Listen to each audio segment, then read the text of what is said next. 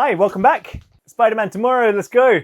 In yesterday's Wonder Man video, I mentioned how chaotic the whole Marvel Cinematic Universe has gotten since Avengers Endgame. They started their Disney Plus strategy of releasing TV shows while still maintaining the 3 to 4 theatrical releases a year. So for a few years from 2020 to 2025, Marvel and Disney were releasing 5+ MCU projects in a single year. It was a lot, almost too much for someone I'd consider a layman and not a comic book nerd like myself to keep up with. And as I said yesterday, with all the concurrent multiverse stuff and multiple timelines going on, it was almost impossible to keep track of what is going on, where something is going on, and when. Recently though, Marvel have gone back on their stance and they've stopped production on a lot of these projects, which they had planned, because they want to go back to capturing the mainstream audience once again. Since last year, specifically since Thunderbolts, we have a more solid direction once again. Marvel have a clear path again, which ends in Avengers Doomsday and Secret Wars. They've toned down the number of releases every single year. We have a big bad villain, all roads lining up very literally if you think about the multiverse and multiple timelines, etc. With Spider-Man Brand New Day releasing tomorrow, let me do a quick look back and tell you 3 things you need to know before heading into the film. Number 1.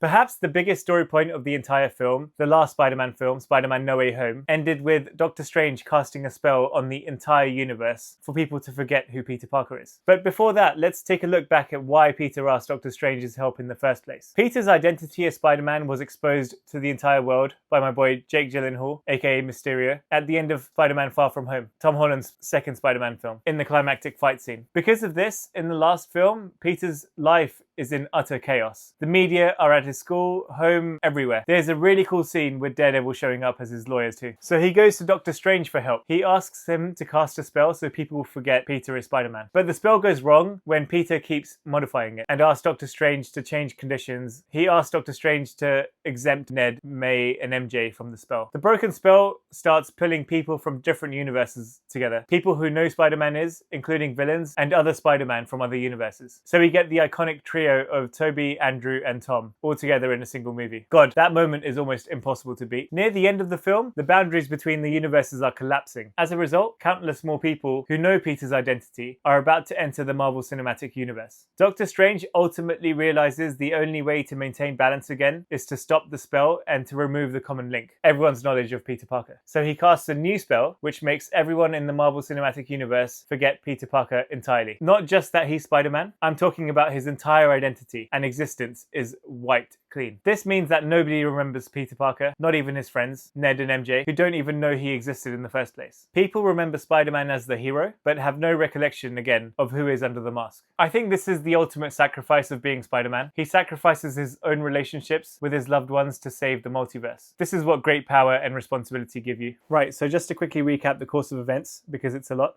Mysterio revealed the identity of Peter Parker as Spider-Man, and then Peter Parker's life is in utter chaos. Because of that, he goes to Doctor Strange for help. He asks him to cast a spell so that people forget Peter is Spider-Man, but the spell goes wrong as Peter keeps modifying it. Because of that, people from other Spider-Man universes who know Spider-Man is Peter Parker start merging into the Marvel Cinematic Universe, and then ultimately, Doctor Strange has to cast a spell so that everybody forgets Peter. That includes Aunt May, Ned, and MJ. So everyone has forgotten about Peter's existence.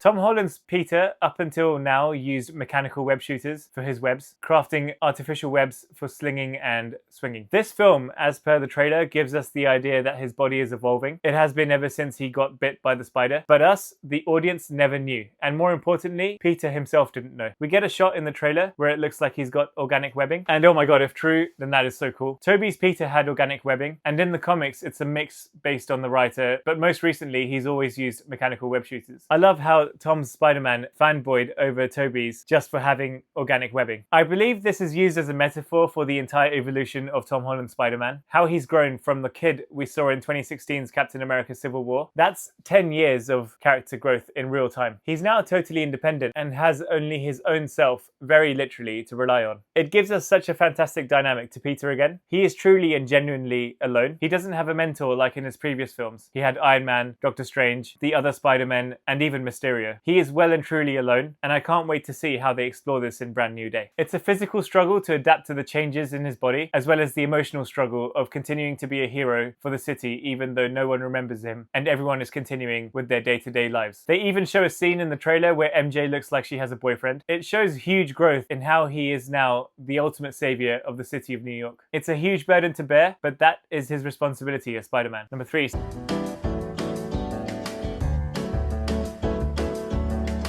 Mark Ruffalo as the Hulk and Bruce Banner. Yeah, the Hulk doesn't need any introduction. We all know who he is, so I won't go into much detail. But what we can see from the trailers, Dr. Banner is teaching in a university in New York City, and Peter finds him to discuss certain things about evolution. What is interesting, something I always thought, if the spell had everyone forget who Peter is, then did the Hulk also forget? We have to remember the Hulk wasn't even really active for a while. All we had was Bruce Banner. So does that mean the Hulk knows Peter is Spider-Man? I guess we'll find out. The Punisher, my boy John Berenthal. He looks like so much fun in the trailer. Not what we're used to with this character. You might have thought, what is the Punisher, an R-rated, vengeful, dark, and violent character doing in a Spider-Man film? Well, in my other videos, I explained how the Punisher and Spider-Man have so much history in the comics, and it looks like they are taking inspiration from exactly that. For those who don't know, the Punisher is a vigilante in New York City who takes down bad guys, and I mean, just takes them out. The Punisher kills, and Spider-Man obviously does not. This gives us a fantastic dynamic between the two. I expect them to share some electric chemistry. We also saw the two actors both share screen space in The Odyssey, and they work so well off each other. Fun fact, for their auditions as Spider-Man and the Punisher respectively, Tom Holland and John Berenthal gave each other tips, and they even shot each other's audition tapes. These two go way back. Sadie Sink. Now this is a mysterious character. We don't know who she is, but going by the theories online, people are saying that she's Jean Grey. Jean Grey is a mutant. Yep.